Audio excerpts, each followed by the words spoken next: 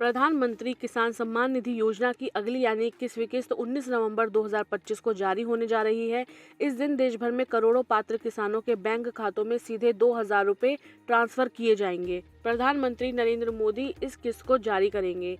अब तक इस केंद्रीय योजना के तहत किसानों को करीब करीब 4 लाख करोड़ रुपए की राशि दी जा चुकी है। 2019 में शुरुआत होने के बाद यह 21वीं किस्त होगी, लेकिन इस बार किसानों के बीच दो बड़े सवाल चर्चा में हैं।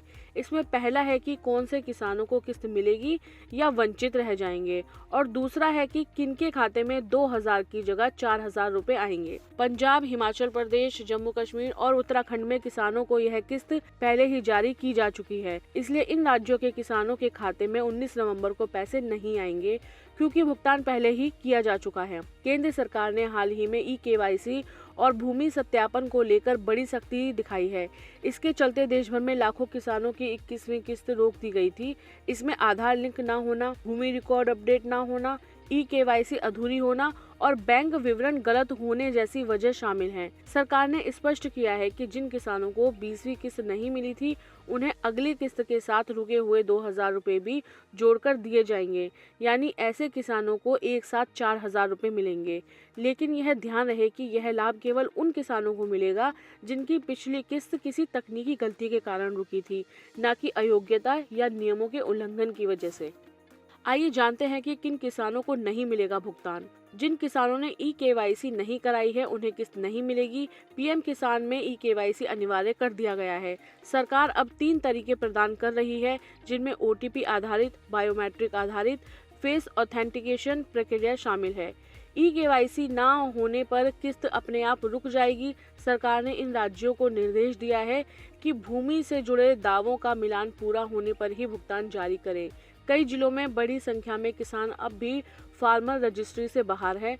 उदाहरण के तौर पर नोएडा में 59,000 किसानों में से लगभग 18,000 किसानों ने रजिस्ट्री नहीं कराई, इसलिए वे 21वीं किस्त के पात्र नहीं होंगे। फार्मर रजिस्ट्री में न होने का सीधा मतलब है कि किसान की पहचान अधूरी है, उनकी भूमि का विवरण अपडेट नहीं है और फसल संबंधी कोई जानकारी उपलब्ध नहीं है।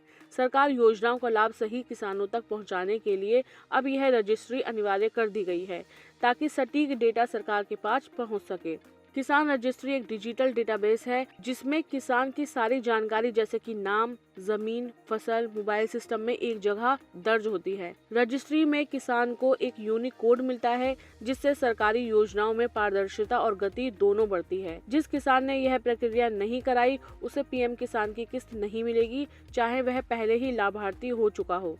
किस्त मिलेगी या नहीं ये जानने के लिए पीएम किसान की वेबसाइट पर जाकर बेनिफिशियरी स्टेटस पर क्लिक करें। इसके बाद अपना आधार नंबर या खाता नंबर दर्ज करें और गेट डाटा पर क्लिक करें। ऐसा करते ही आपको स्क्रीन पर भुगतान और पात्रता की पूरी स्थिति दिखाई दे जाएगी। यह तरीका आपको बताता है कि आपका नाम लाभार्थी सूची में है या नहीं, जिससे पता चलता है कि आपको अगली किस्त मिलेगी या नहीं।